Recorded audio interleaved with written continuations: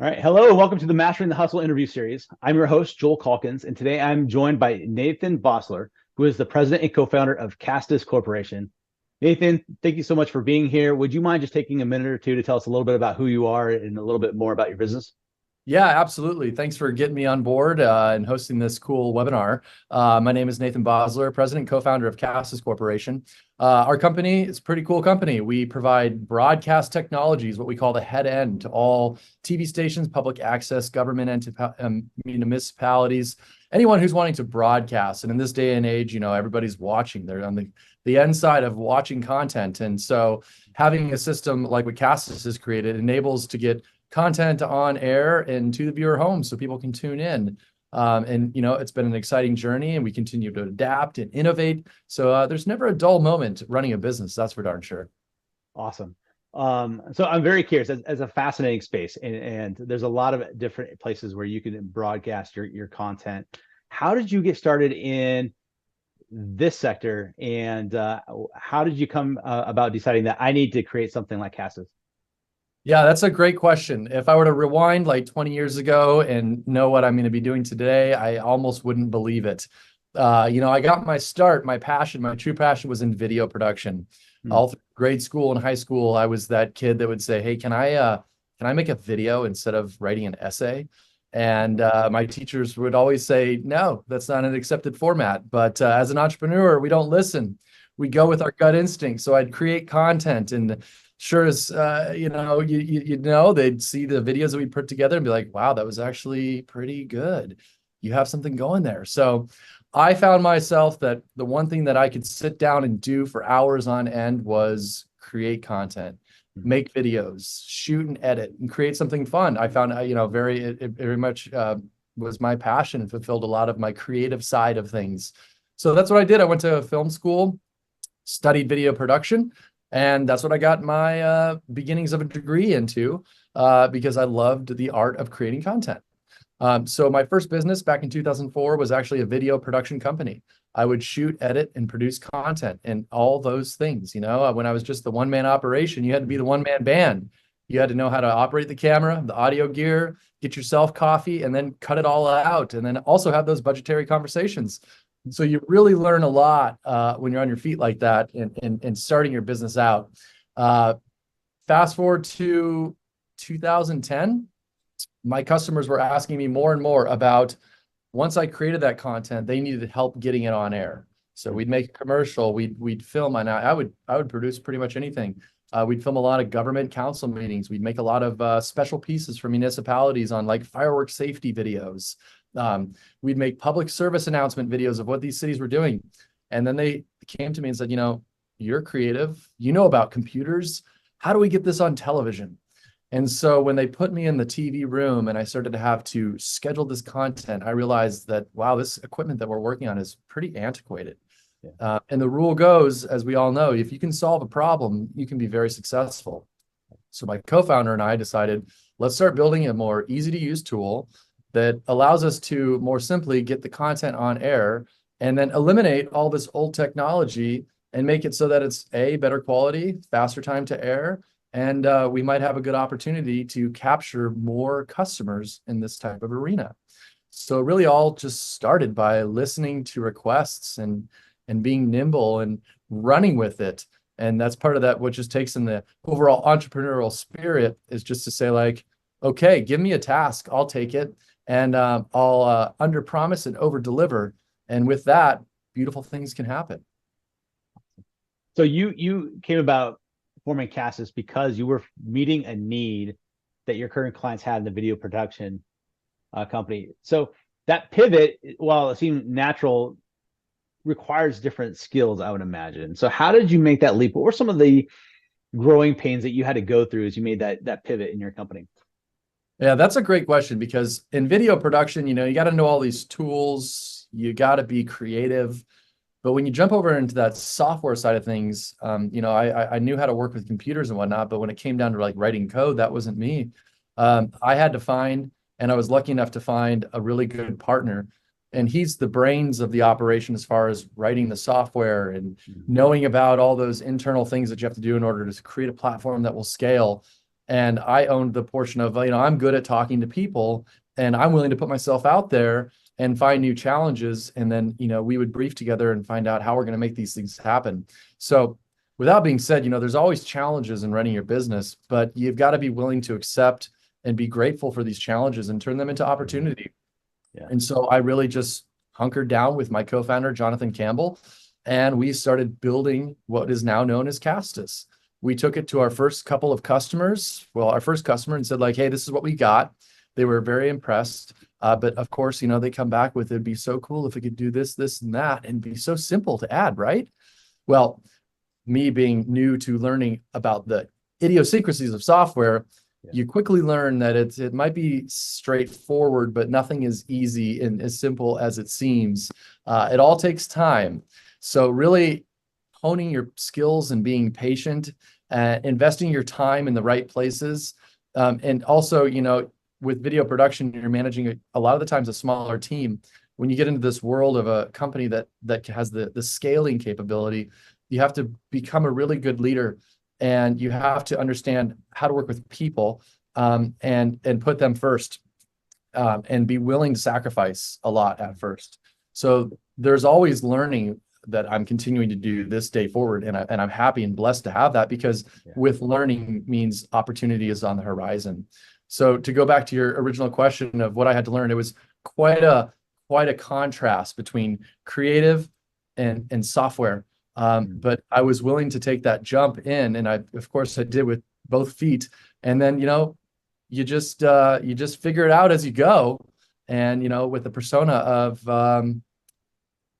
the cool factor's got to be there, and you gotta have an attractive product, and you want to attract new customers. So how do you do that? Well, you build a brand that gets reputation, and it's easier said than done. But yeah.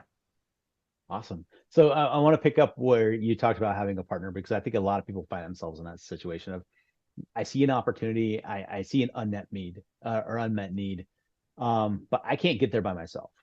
Maybe I lack the skill set, or I lack the funding, or whatever that might be to get to where I want to go. You found a partner. What were your criteria as you started to think about who could join you in this opportunity? How did you land on the partner that you landed on, and how did you negotiate what that would look like? Yeah, that's it's an interesting story, because I was only 20 years old when I got into all this, and I've always had a lot of drive and aspiration. I've always wanted to build a business that can have a really amazing, valuable product. But getting started is very difficult. I think one of my skills that I adapted rather quickly early on was be willing to recognize opportunity when it falls right in your lap. And in my case, I was lucky enough to have that. I was just going to the local Safeway to get some more soda and coffee to refuel for some video projects, when a gentleman at Safeway heard me on the phone talking about needing help to build a website. And in any other case, people might hone away from talking to somebody that's eavesdropping, essentially. But he caught my attention, because he said to me like, hey, I overheard you on the phone needing help on a website. I'm a software engineer and I could help you. And I thought, well, what have I got to lose?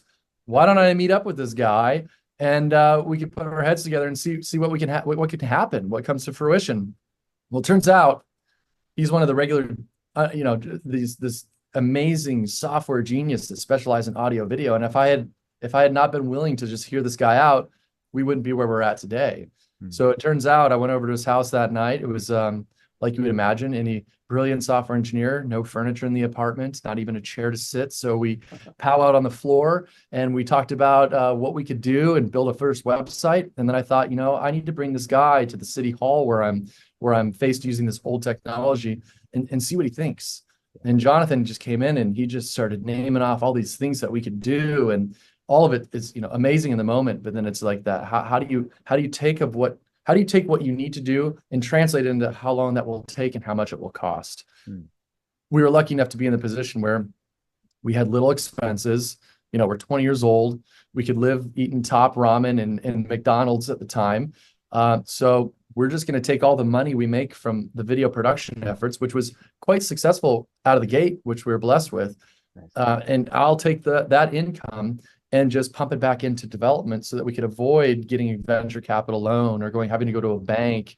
And back in the day, a 20-year-old walking into a bank, I couldn't get any money. So we also had the decision of like not having the decision, like we just had to figure it out.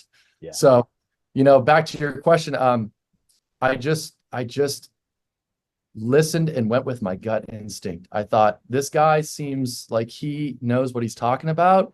What else have I got to lose? Let's put our heads together and brainstorm.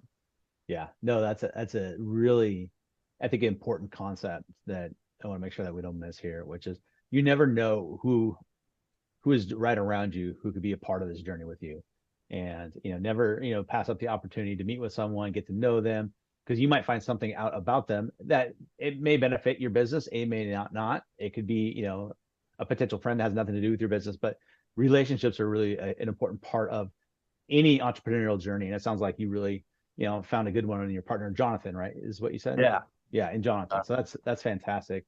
So I have another question for you based on something you said. You were talking about those early days when you were trying to get things up and running and out the door, and the sacrifices that you had to make. You mentioned a few of them, just kind of living off top ramen and stuff like that. What were some of those challenges in your very early days that you had? And then how did you navigate those to where you are today? I think the challenges, the big challenge for someone who's an entrepreneur that wants everything to happen now, right? We want that instant gratification. I think for me was, since I was so young, was learning over time, like nothing comes instantly, and big things are worth waiting for.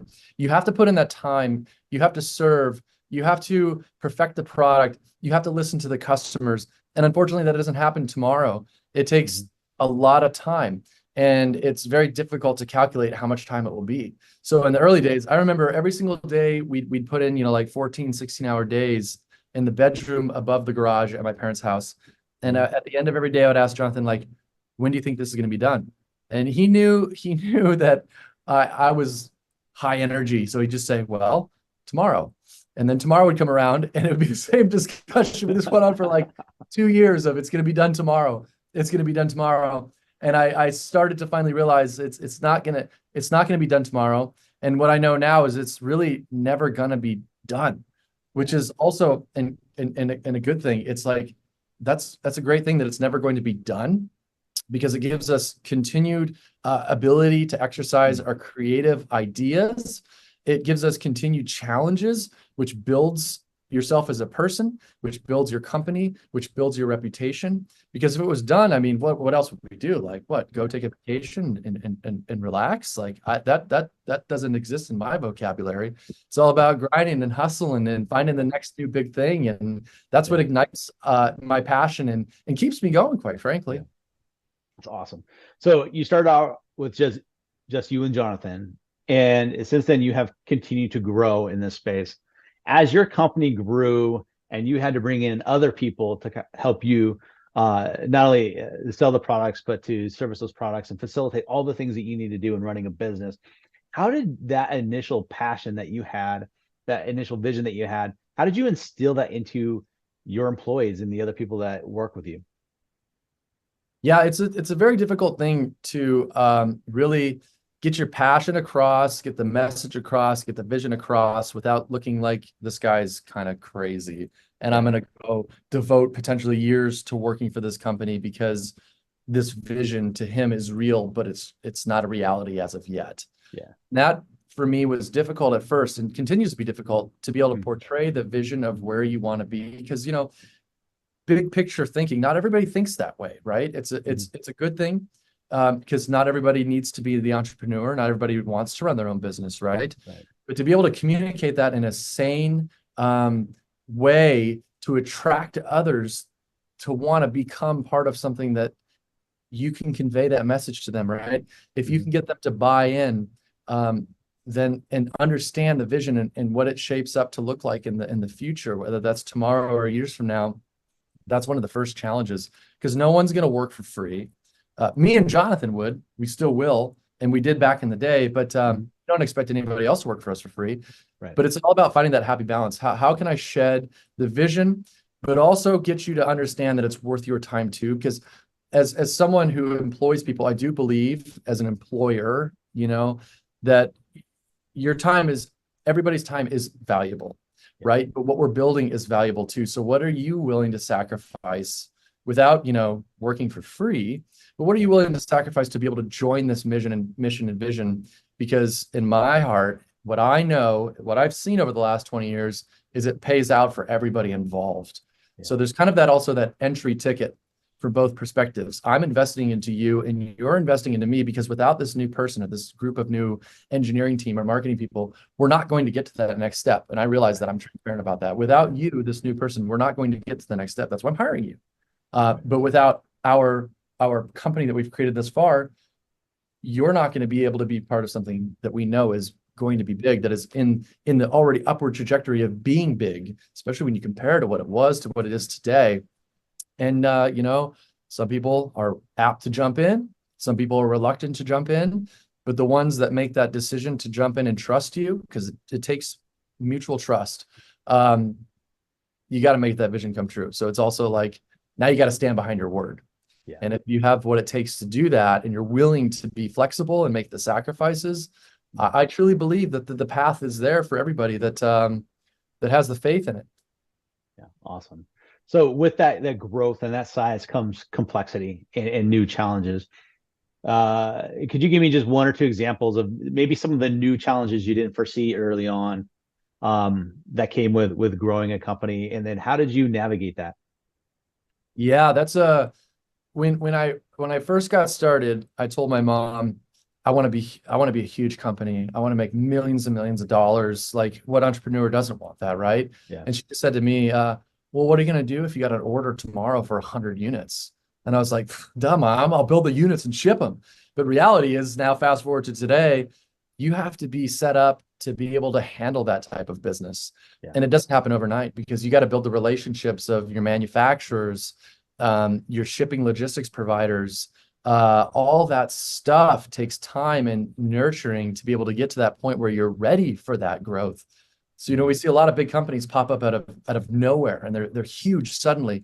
But really what we don't see is that tail that happened sometimes a decade prior of them growing and scaling and investing and failing, and then getting back up and trying and building what it is now recognized as a reputable company. So now I'm here today, and some of those challenges that we faced in growth was not only on just scaling people, but also just finding the resources and able to grow. When you start growing into a nationwide company and you start doing business in more than just one state, there's all these things that pop up, like taxes at the end of the year, of like, oh, you've sold more than X amount in the state of Florida now. Now you have to register for a business license in Florida. And in Wisconsin, you have a new employee. So you got to register with the state of Wisconsin and Michigan and Texas. And suddenly you're like, what am I going to do? Am I going to run this business? Am I going to be creative and come up with new product ideas and meet with new customers, which is where the company needs me? Or am I going to have to figure out all these tax ramifications and figure out how to scale and how to pay for all this? Not even money aside, how do I do all the work in order to just process the money, which also the business needs to survive and thrive.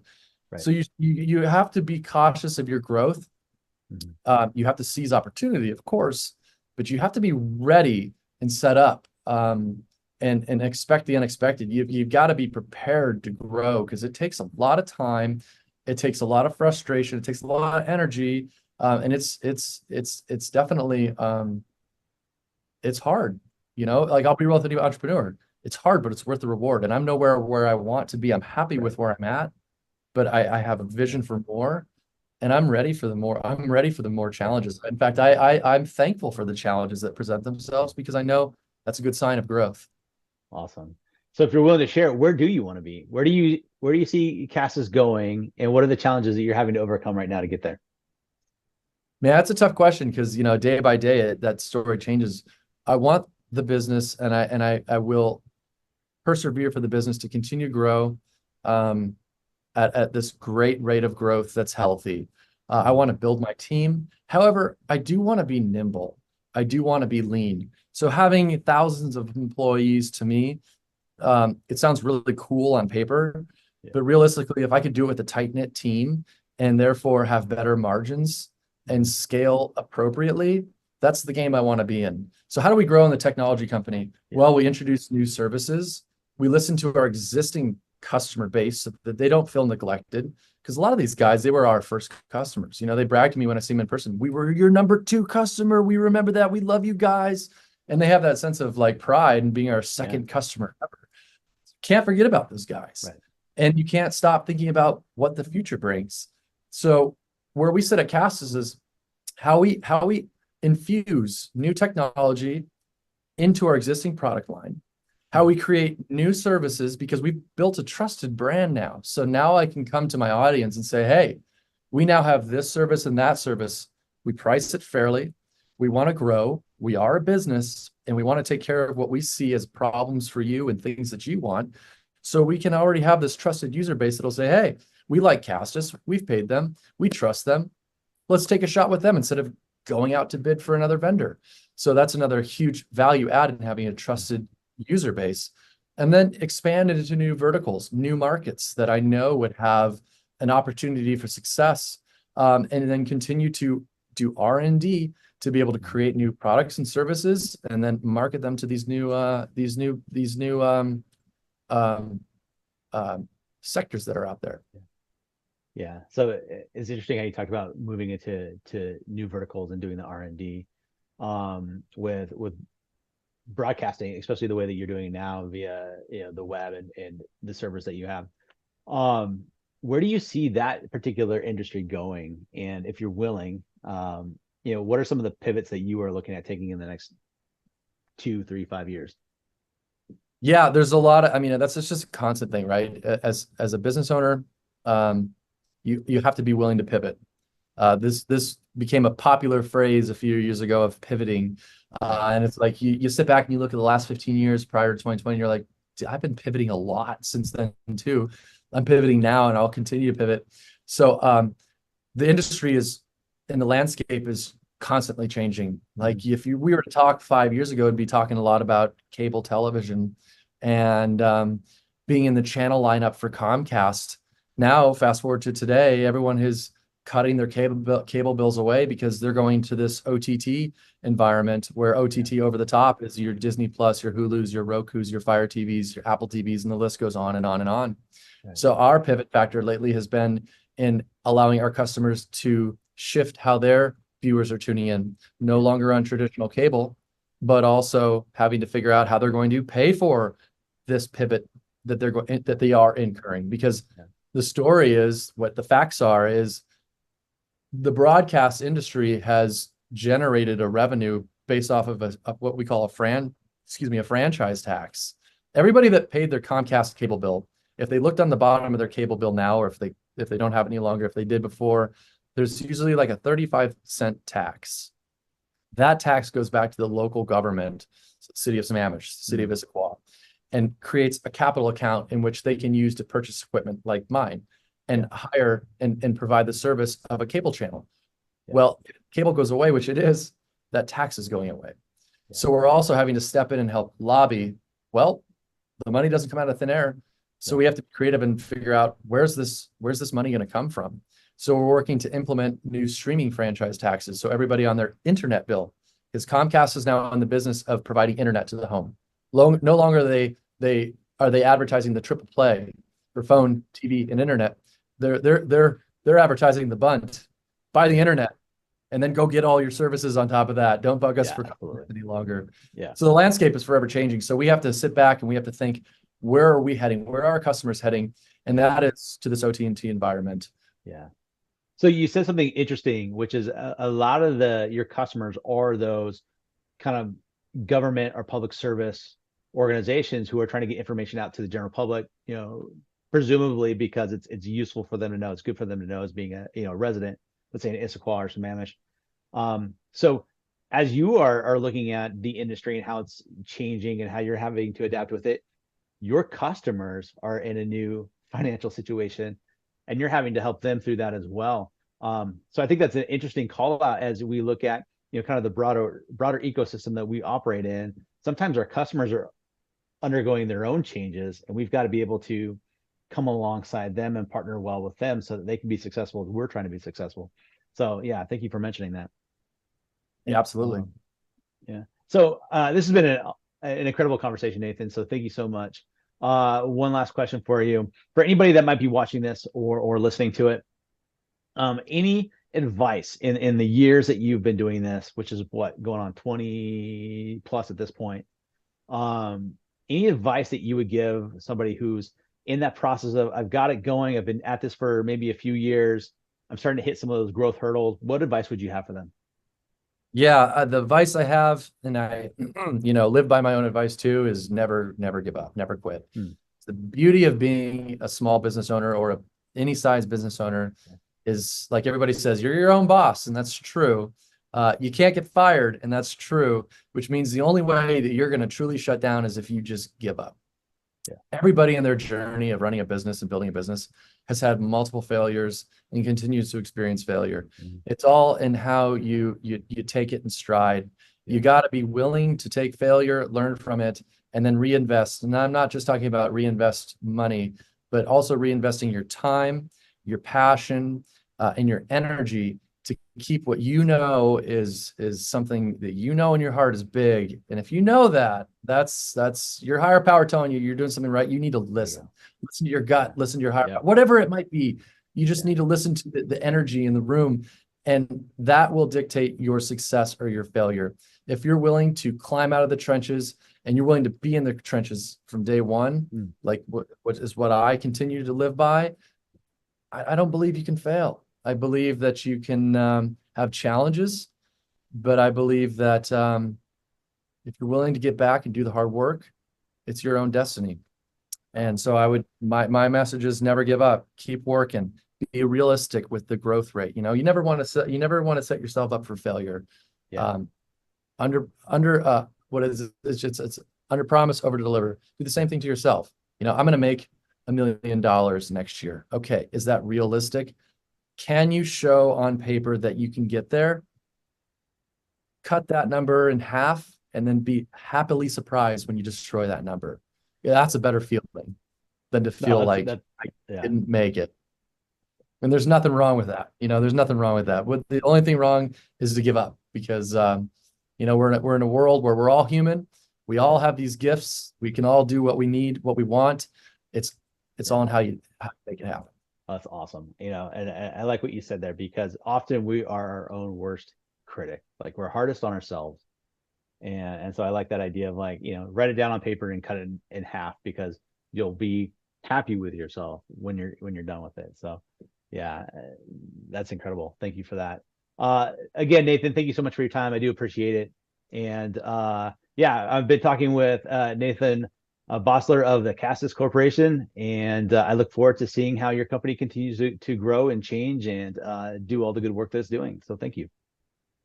Thank you, Joel. It's been a pleasure being on the webinar today, and best of luck to everybody out there who's building business.